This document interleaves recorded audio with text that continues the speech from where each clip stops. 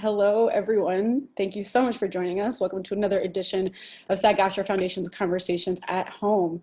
My name is Briana Rodriguez. I'm the editor-in-chief of Backstage, and I am thrilled, oh my God, so excited to be joined by the wonderful Jaime Camil. How are you? Hola, Briana. How are you? Amazing. Well, on the verge of going insane, like most of us every single week. We're in the verge of going insane, but then we recover and then we're fine. Yeah, it's been a fun roller coaster, I will say. Without a doubt.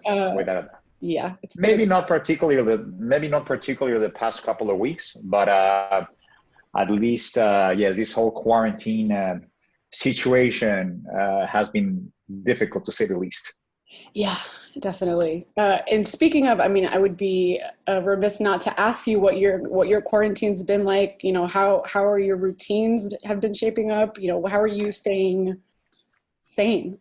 You just power through, because it is. I've learned that, for example, teachers, they should get paid 500 million% more than what they get paid, because the homeschooling has been very challenging, but you adjust to everything. You adjust. My wife and I, we've been adjusting, and we have great teachers, to be honest, and they send all the materials, and my kids, they need to study and read and learn, and the math programs and the grammar programs and all of that. So it's been very challenging, but we adjust. Human beings need to adjust to changes. That's what makes us amazing. I mean, the majority of us, we just adjust. And it's also a matter of how you approach it, because the quarantine and the COVID and everything, it already weighs a ton on our shoulders. It already weighs a ton. So you can decide. It's a personal choice to add up 5 more tons or 9 more tons, with a bad attitude towards what's happening, or bitching about things, or complaining about things. It's just, if it already weighs a ton, I mean, that's enough. That's enough weight on your shoulders. Don't put more, because then it's going to be unbearable. Especially, I mean, you being an actor, I feel like this is what actors are used to, this sort of like level of uncertainty and kind of like what's coming next, and adjusting and staying present and doing the work where it needs to be done. We are the profession probably, I'm sure I'm saying the right thing here, but I think we are the profession that most gets rejected out of all of them. I mean, we go to auditions and it's a no after a no after a no after a no, like 99.9% of the time we get rejected. So we become very resilient, and we develop this very thick skin and a very strong heart and good stomach to endure the constant rejections. So maybe for actors, might be a little bit more easy to adjust to the uncertainties and to the obstacles that this quarantine has thrown to all of us. But still, I mean, that doesn't mean it doesn't hurt. That doesn't mean it's not difficult. That doesn't mean it's not challenging. We might be better equipped to deal with it, but that doesn't make it easier. Right. Well, I want to dive a little bit into kind of your artistry. Speaking of, obviously you are the star on CBS's new comedy Broke, which is incredible because you were the first Latino lead on CBS since Des Yarnez 70 years ago, Father Lucy, which is incredible. It is incredible. I mean, it has been canceled, but thank you. Thank you very much for we like to, as a matter of fact, it's a normal thing. I spoke to Gina Rodriguez and she was like, listen, Pops, she called me Pops because I was her dad on Jane, right? So she was like, listen, Pops, I think that's a norm in Hollywood. Like what we had on Jane the Virgin and what very few shows had, which is 100 episodes, 5 successful seasons. That's not the norm. That's a very extraordinary situation. The 90% of the time in Hollywood, your shows, they don't get picked up. The pilot doesn't get picked up, much less they go into series. Like it's not the norm. 90% of the time is that shows get canceled. The thing is that we have been very spoiled with Jane, and I have been very blessed and privileged. Just after Jane, I pitch a project, CBS picks up the project, orders the pilot, then orders it to series. It's like the American dream, the explosion of everything that's good about the American dream happened to me. So of course, When the show got canceled, I truly believe a little bit premature, because the past Thursday or the Thursday before that, we were within the top 3 shows in America. So, but I get it. When you have financial difficulties or financial challenges in any business, the first ones to go out the door are the young hires. It's just how nature is. So I kind of understand. I think that in another scenario, or we have COVID, we have financial crisis, we have a lot of things on top of us. If we would not have those things, probably I'm pretty sure that CBS would have waited a little bit for the show to gain its audience and whatever, but they don't have time. On a financial crisis, you don't have time for that. So you have to take decisions, harsh decisions. And of course it was hurtful, but you totally understand it's the nature of the business, and you don't take it personal, and you don't define the moment of broke for that call that I had with the CBS president at 9 a.m. Not that I'm keeping a record of it. No, but that call we had at 9 a.m. I don't remember the day, whatever. No, it has been such a beautiful journey. When I even helped negotiate the international rights from Colombia, and this and the journey and the pickup and the pilot and the season and 13 episodes and the directors and the crew and the amazing production. Are you really gonna let one 5-minute call define the journey? No, of course not. It was a beautiful show, a beautiful journey. But that's just the nature of the business. Yeah. I brought it up because to your point, I don't think that it takes away from the milestone, 70 years to have a Latino lead again on CBS. And I think it speaks to, at least the conversations are being had in a way that they had not been before. And CBS is sticking to their word, because I remember last upfronts, they were all about inclusive and diversity and inclusiveness and diversity. And, they're sticking to their word, and that's good. Yeah.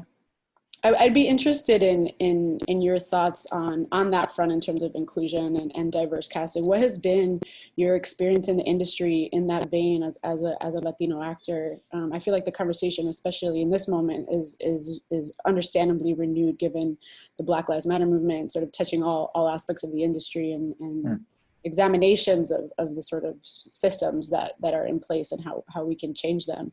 So I would just be interested in hearing your thoughts on that. Well, there's a lot of organizations paving the way and walking the walk in order for minorities to be portrayed accurately and fairly in the mainstream media. Without a doubt, we are, we have a long way to go, without a doubt.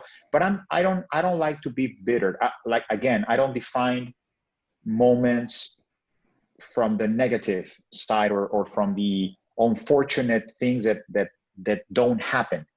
I think that's a very negative way of approaching life, and it's not how I approach life.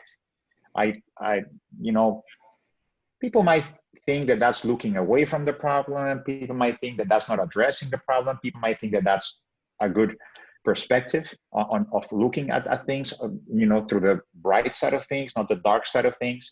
People might have an opinion, but I just think that we do have a long way to go, and we have to do a lot of things to have minorities portrayed more accurately and fairly. But at the same time, there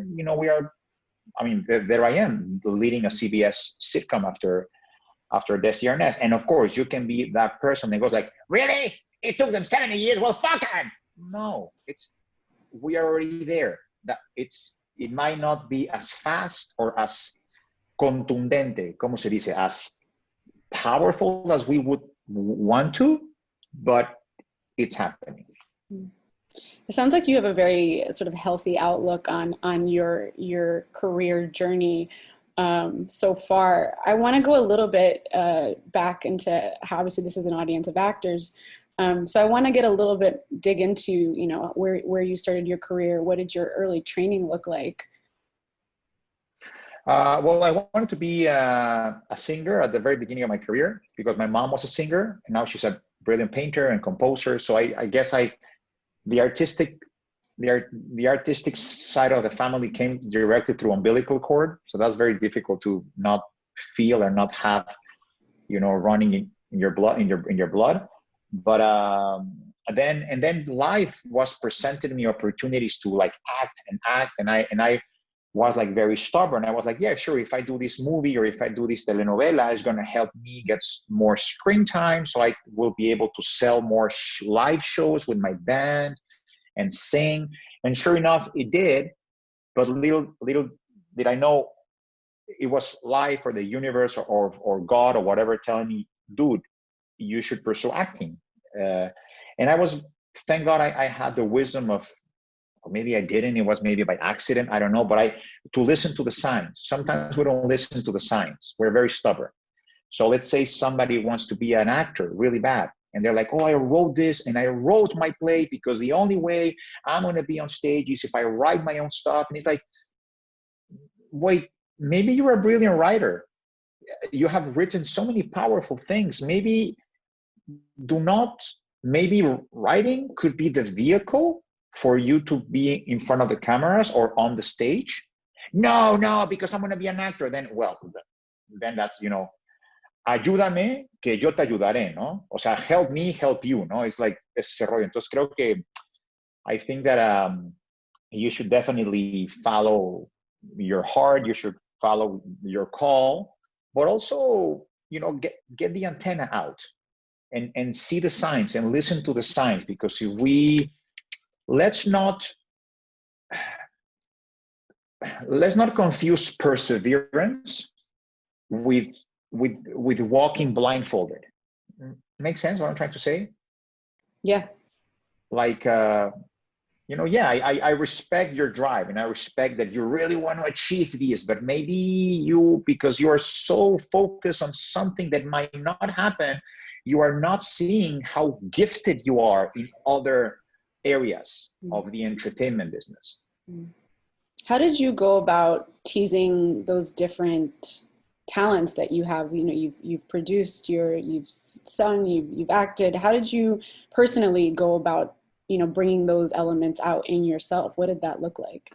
Well, I think I study opera for 4 or 5 years, and I study, acting. And I think the producing, I was always producing in my life. Your producer is the guy that fixes things and make things happen, basically. And I was always doing that in every single production I've been involved with, every single one of them. But I never had the official title of producer.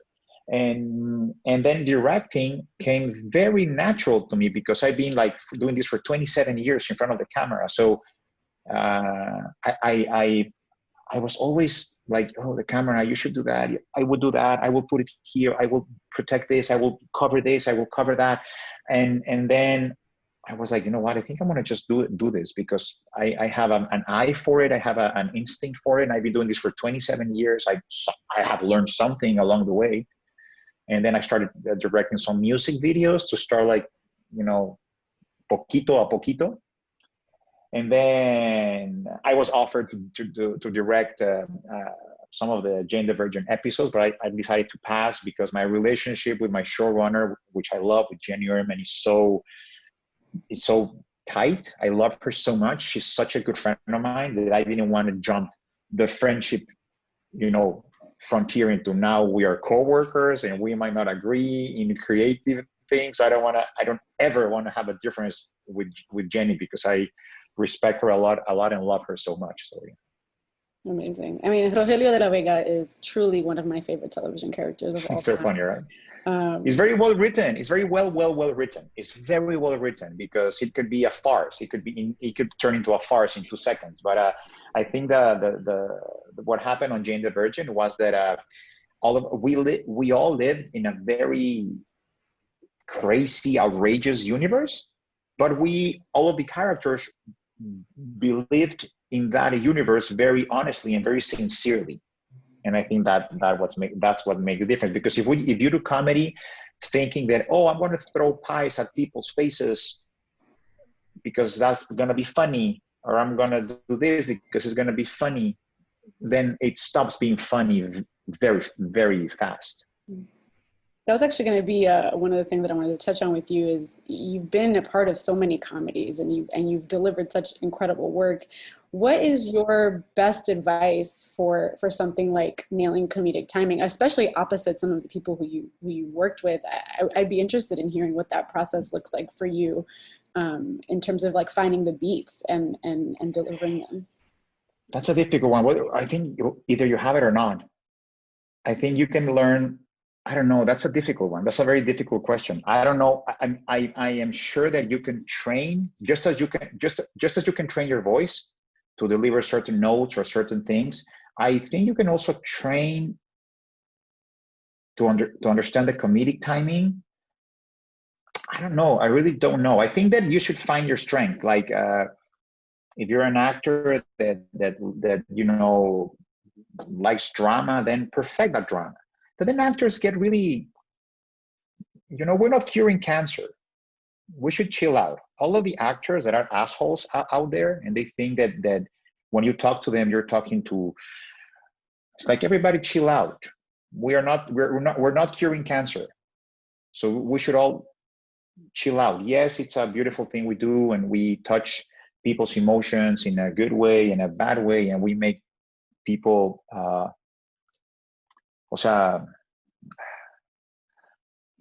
we touch people's emotions in a very special and beautiful way.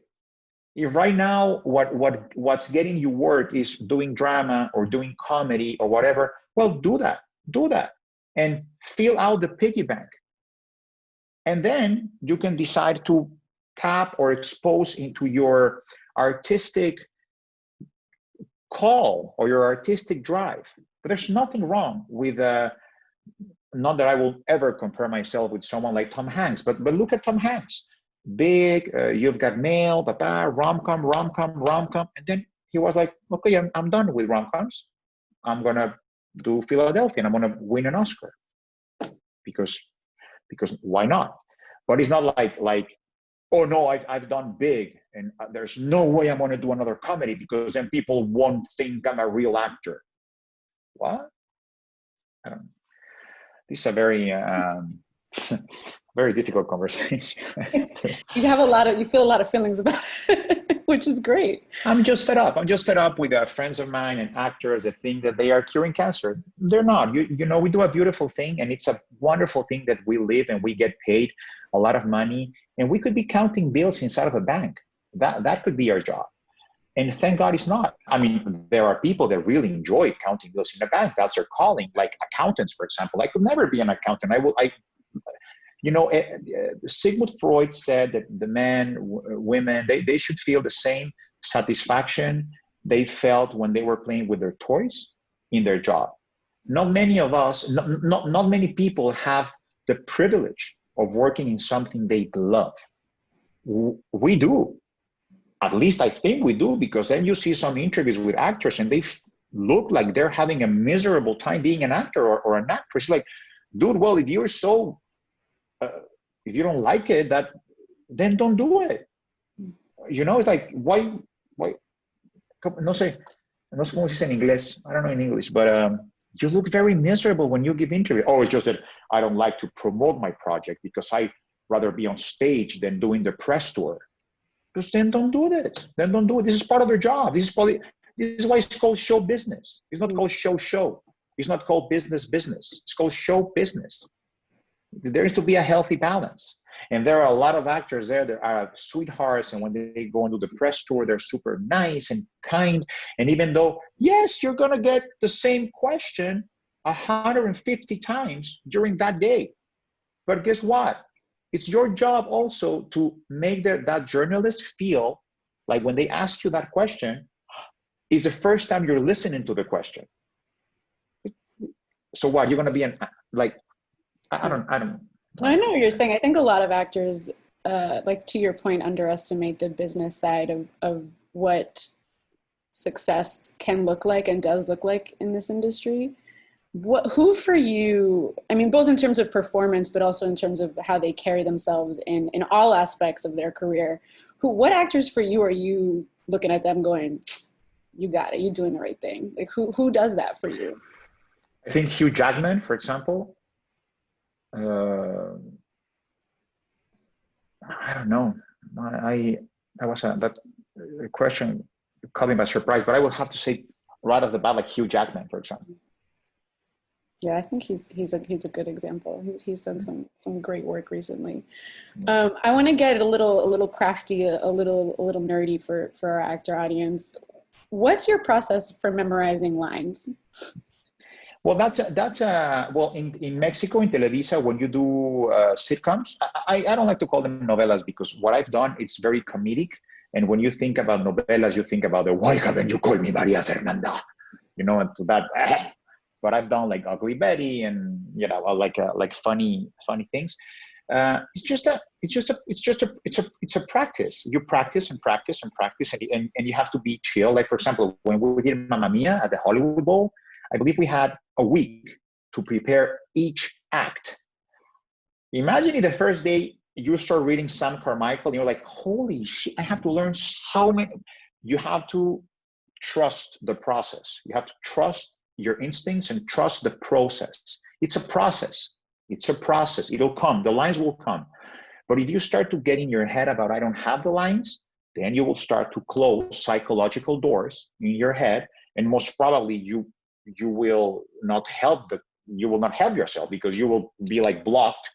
But you have to just, and we all have this anxiety. The first 2 days of rehearsals of Mamma Mia, I'm like, I'm not going to learn this. I'm not going to learn the songs. I'm not going to learn the lines. This is impossible. It's impossible.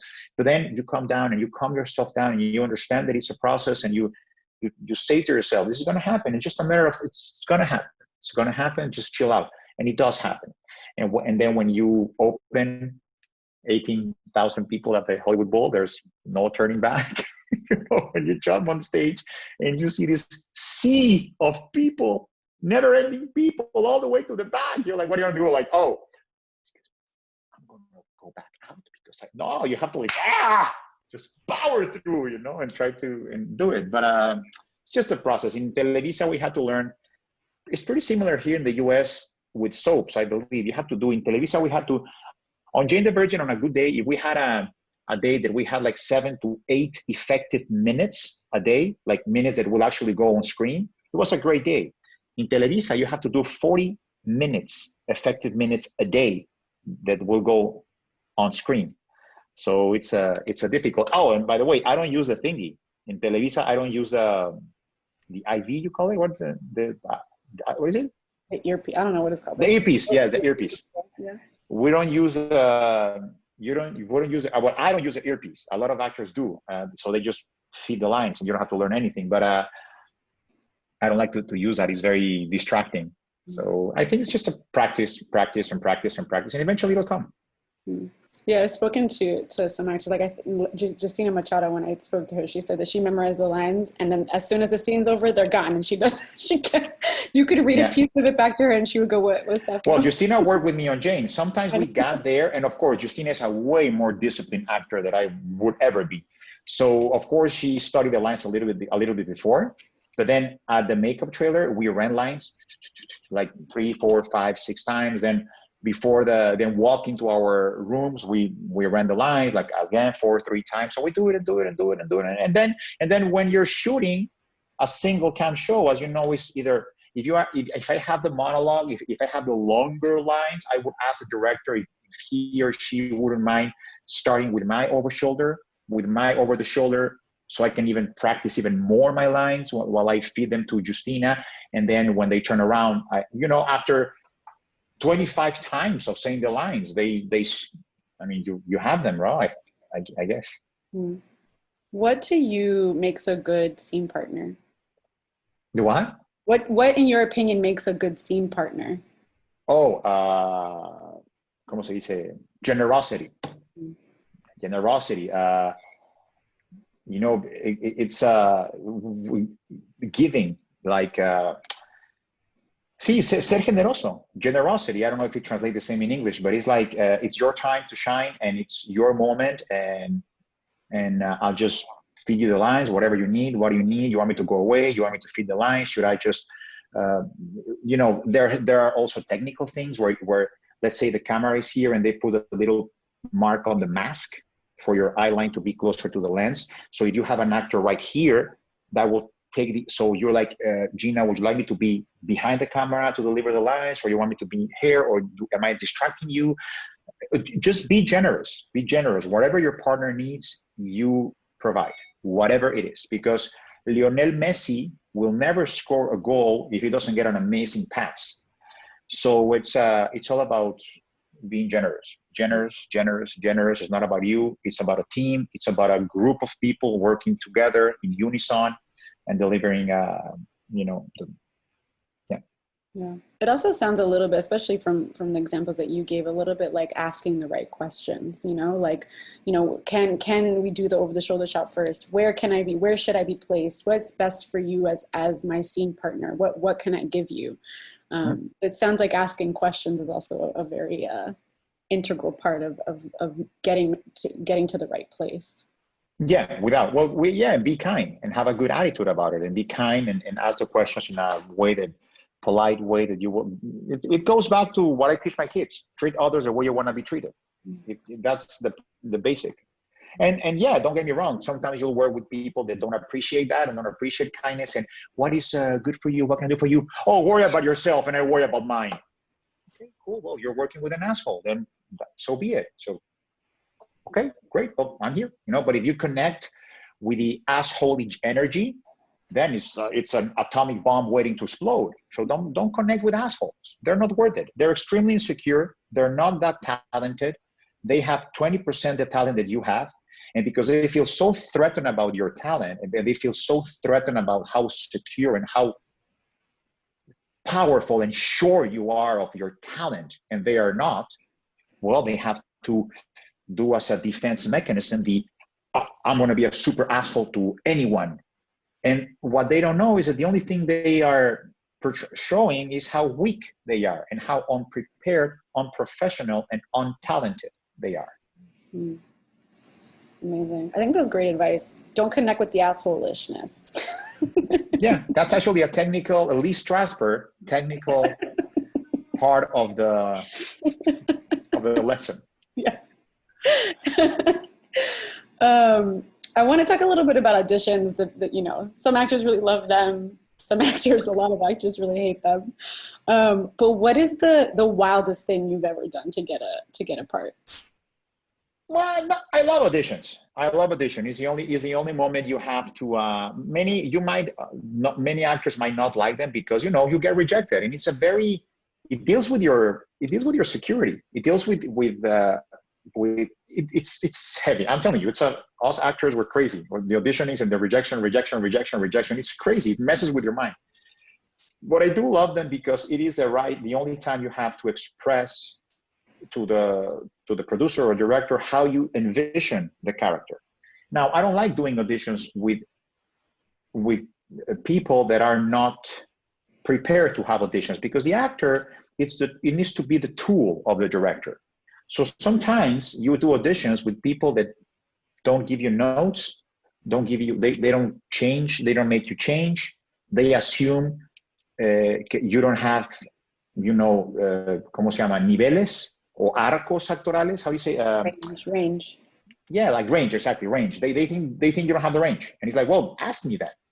And no, I'm not going to lose my time because I have 150 people behind you.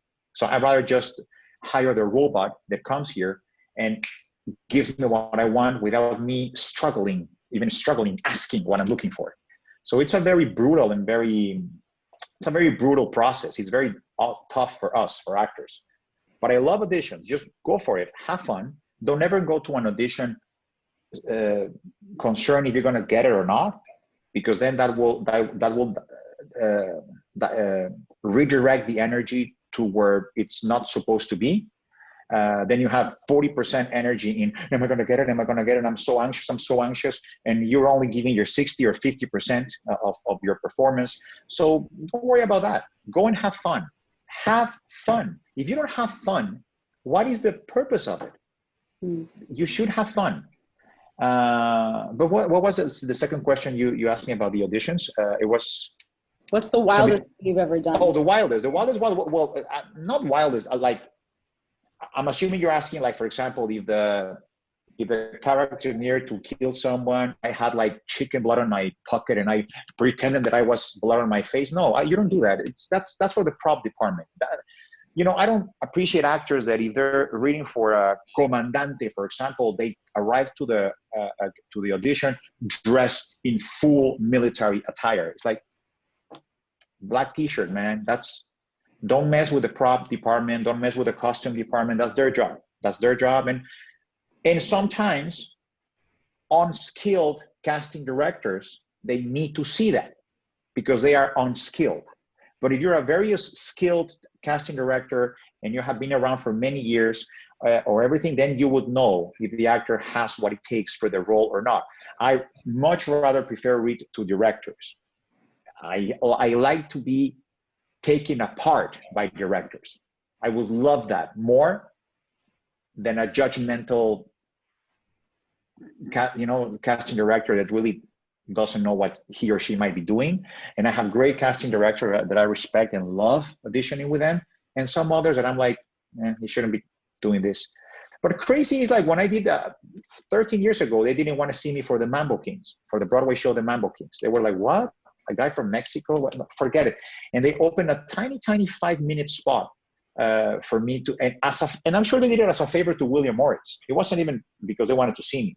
So I flew to New York on my own dime. I stayed in a hotel on my own dime. I paid for the trip. I paid everything.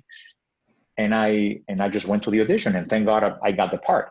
I was Isai Morales and myself. The show we never opened on Broadway. The producers were over the budget, whatever. They had to pull the plug. But I felt so strong about this audition, and they didn't want to see me. I just asked William Morris, please open me a space. They opened a 5-minute between audition space just to get this William Morris favor out of the way. And thank God I got the part. Amazing.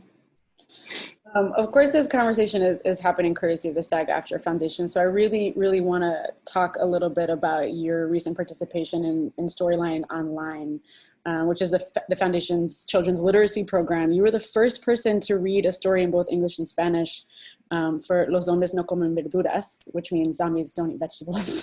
Yeah.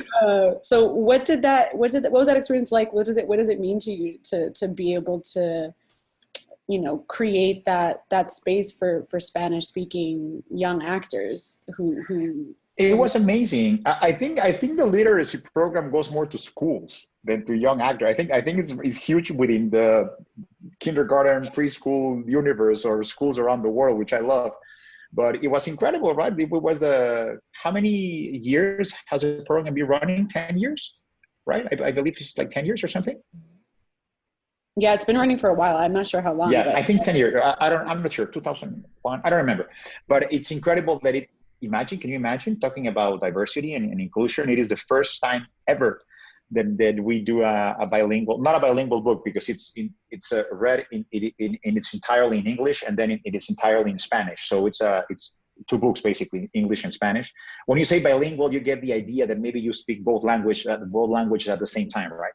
But it was amazing. The response was overwhelming. Thank God. We have a lot of views, and of course, everybody quarantined. Of course, the views are going to double. But it was lovely. And I'm a SAG-AFTRA member. I'm a SAG. You have to be there for your brothers and sisters, and you have to be there for your union, and you have to be there for whatever your union needs, because in unity there's strength. So you cannot be a SAG-AFTRA member and then when they ask you to do something for not charity, pero sabes, de beneficencia, like to help out, you're like, oh no. Like, well, what do you mean no? Of course, yes, you're part of the community. You're what do you mean no? So to me, that's a very easy yes. Whenever they ask me to do something for SAG-AFTRA, I immediately jump on the train, like in 2 seconds. Like when we worked with Lauren Perez Rangel to get Telemundo, involved in the union and stuff like that. You have to be active. You have to be proactive. Mm. Do you remember? But it was nice. I think. Yeah. Go ahead. No, sorry.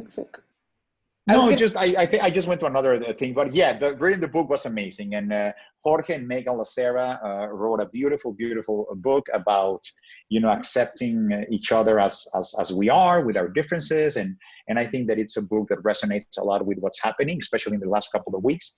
And kids really love it, and I love it because it was a tool for schools that are teaching English and Spanish it's amazing because you have then both universes together. So children or students can compare the English and the Spanish. So it was fun. Amazing. Do you remember how you got your union card? Was it, where's my wallet? I don't have my wallet here. Was it, I think it was, I'm not sure if it was by a guest star that I did on Devious Mates. I think I had to strangle Rosalind Sanchez to death. What a great way to enter the union. Yeah, incredible. Hell, thank you, Rosalind. I'm sorry I had to strangle you. It was all worth it. It was all worth it. Exactly. Where's my and this will be my last question, because I know that we've had you here for a while. But speaking, specifically to this very singular moment for us as a world, but also us as an industry, what's your number one piece of advice for working actors today? Híjole, pues es que always work, man. Never feel comfortable. Never sit comfortably in the mediocrity chair. Mediocrity doesn't mean that what you're doing or your current job is mediocre. It means that once you get something or you nail a job, then you're good. Then I have nothing. Like, this is such a dynamic and fast moving profession that you can never feel comfortable doing something or, oh, I made it. I'm good now. I have made it. No. And even if you're making it, don't ever think that way. Always be grateful for having a job. Always be grateful for the friends and the people that you have met during your journey, because you don't know if an AD that is bringing you a sandwich right now will be in charge of a network tomorrow. So networking is very important. Do the networking sincerely, not because, oh, this AD might become a president of a network, because then it's untruthful. It's shallow. Hollow or shallow? It's shallow. So, no. Pero be grateful, be respectful that when you have a job, be respectful to your fellow actors, be respectful to your crew members, be respectful to your to producers, to the production. Be kind. I believe it in any profession, not only working actors. You have to be kind in life. You have to be kind and treat others the way you want to be treated. And you've heard the horror stories in Hollywood. You've heard these actors that fight because they don't have a bigger trailer, or don't call me first on set. If you're going to call this person, and call me first. And if you come to visit me on set, make sure nobody makes eye contact. Okay. If you have a difficult scene and you don't want unwanted guests, then ask them to leave the soundstage for whatever that scene. You have a naked scene, a very powerful sex scene. I get it. You want your privacy and you want only people that you know around, but don't be an asshole. That's another Lee Strasberg. No, don't be an asshole. Really, don't be an asshole. Yeah, kind people, they go a long way, and your profession and your journey will last longer, because irremediablemente, every time you hear that someone wasn't, where are they right now? They don't have a career anymore. They don't get hired anymore, and they just live and remembering how great they were, and they become even more depressed because it's just be kind. Just be kind, be grateful that you have a job, be nice to people, be nice to your fellow actors, be nice to the assholes, be nice to the kind ones. Just be nice, because you at least want people that when they say your name, they will like, I wish I could work with him again or with her again. He's wonderful to be around. He will bring an amazing energy to the set. Yeah, and if you have talent on top of that, then great. But sometimes a good personality might get you the job, even if you're not that talented. Having a good personality might even influence the people making the decision of hiring you. So pretty much be nice. Right. Because talent is important, but ultimately when you hire someone, you're committing to months of spending time with them. So no one wants to spend time with an asshole. No one, no one. Oh my, for the love of God, no, no. Jaime, thank you so much. This has been such an awesome conversation. And thank you to the SAG-AFTRA Foundation for putting this all together. They're doing some really, really great work, both, you know, getting actors like you, you know, to share your knowledge, but they're also raising a ton of money for actors, performers affected by COVID-19. So there's Without more a doubt. information on how you can donate if you are in the position to do so. And thank you so much. That's it. Thank you, Brianna. I appreciate it. Thank you so much. I'm sorry if I was completely politically incorrect. It wasn't my intention. I loved it. I was here for every minute of it. Nice. Awesome.